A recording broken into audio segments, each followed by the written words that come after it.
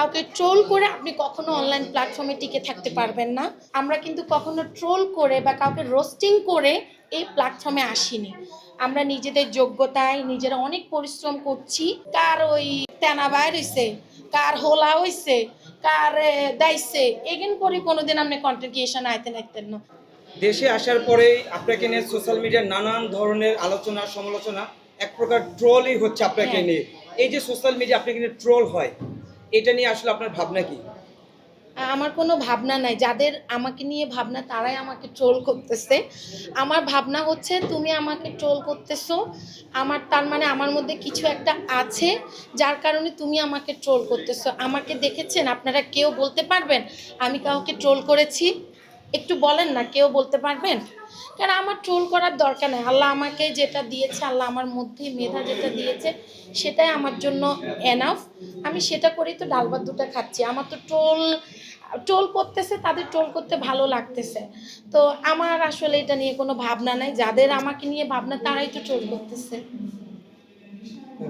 আচ্ছা, একটা যে জানতে চাই সেটা হচ্ছে আপনি একজন ক্যারেক্টার আর্টিস্ট ছিলেন এবং হ্যাঁ। কন্টেন্ট ক্রিয়েশনে আসছেন। আপনি আসলে মনে করেন কিনা যে এই আপনি কন্টেন্ট ক্রিয়েশনে না আসলে আপনার অস্তিত্ব কারণ আমি 2018-তে বাংলাদেশ ছেড়ে ফ্রান্সে চলে যাই।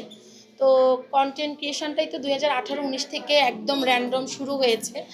আর অনলাইন প্ল্যাটফর্মে যারা এখন র্যান্ডম কাজ করতেছে তারা ধরেন 23-24 থেকে একদম বেশি কাজ করতেছে। আমি 2019 থেকেই প্রথম ইউটিউব, তারপরে ফেসবুক কাজ করা শুরু করি। তো আমি যদি কন্টেন্ট ক্রিয়েশনে না আসতাম আমার অস্তিত্ব থাকতো না। এটা একদম পানির মতো পরিষ্কার। আচ্ছা, আমরা সবসময় দেখি আপনি একটু ফানি টাইপের কন্টেন্ট বা হ্যাঁ। হাসানোর চেষ্টা করেন, মানে এই হ্যাঁ। সাবজেক্টটা আসলে বেছে নেওয়ার পিছনে কারণ? কারণ আমি নিজে মানুষটা সবসময় হাসি খুশি থাকতে চাই। আমি চাই আমার আশপাশের সবগুলো মানুষ হাসি খুশিতে থাকুক।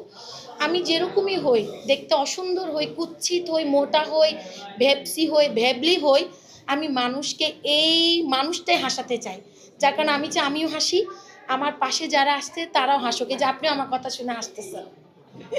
একটু আপনার দেশি ভাষায় একটু যদি আমাদের মানে যারা আছে নতুন কন্টেন্ট ক্রিয়েশন আসতে চায় তাদের জন্য আসলে কোনো শুভকামনা?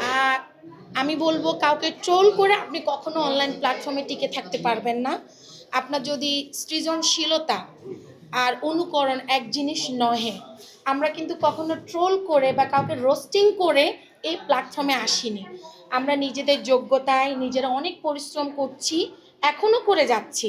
তো যারা অরিজিনালি কাজকে ভালোবাসেন আমি বলবো হিউজ কন্টেন্ট বানানো যায়। আপনি যেটার উপরে ফোকাস দিবেন প্রতিদিন আপনি 3-4টা করে ভিডিও বানান, অটো ভাইরাল হবে। কিন্তু একজনকে ট্রোল করে, একজনকে নিয়ে আপনি একটা ছবিকে ট্রোল করে লিখে আপনি 10টা ফলোয়ার, 10টা সাবস্ক্রাইবার বা ধরেন আপনি 20,000 লাইক পাইছেন, এটা সাময়িক। আপনার প্রতিভা বলতে কিছু না। আপনার একটাই আমরা আগে দেখতাম কি যে গ্রামে পাড়ায় পাড়ায় ওই ঝগড়া লাগছে চল চল চল চল হেতাগো ঘরে যায়। আর এখন ফেসবুক এসে ও রেহানা রাখি সুতা পারেছে চল চল চল আমরা ব্যাকে মিলিয়ে লেখি। এটা আর কিচ্ছু না। তা আমি বলবো অরিজিনাল যারা কন্টেন্ট ক্রিয়েশনে আসছে নিজের কাজকে ফোকাস দে। কার ওই আপনার তেনা বাইর হইছে, কার হোলা হইছে, কার দাইছে এগেন করে কোনোদিন আপনি কন্টেন্ট ক্রিয়েশন আইতেন না। সাময়িক এগুন যদি কেউ কোনো একখান মানে প্রমোশনও করাইতো না।